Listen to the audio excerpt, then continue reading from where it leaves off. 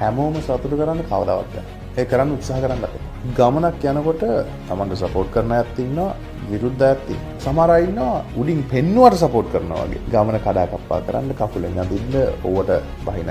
සමහර අය වචන වලින් අපේ උදව්වට අපේ මේවකට කරනවා ඔය කරන්නේ. හැබැයි ඒක නෙවෙයි යටිහිතේ තියෙන්නේ. මේක කොහොමද කඩාකප්පා කරන්නේ. එහෙනම් ගොඩ දෙනෙක් ඉන්නවා. කවුරුත් කියන කිසිම කතාවක් අහන්නේ. තමන්ගේ ගමන තමන් යන්නේ. ඒ යනකොට ඉතින් එක එක අභියෝග එනවා. ඒවට මුහුණ දීලා යන එක අපේ වැඩ. ගමන යන තාක්කල් ෆේල් කියලා එකක් නැහැ. අපි මෙතන ඉඳන් වාහනේ නැගලා ගමනක් යනවා කියන්නේ. ඒ යන අතරදී ටයර් එකක් නේ ඔය නවත්තන්න. ෆේල් අලුත් ටයරයක් දාලා දුවන්න ඕනේ.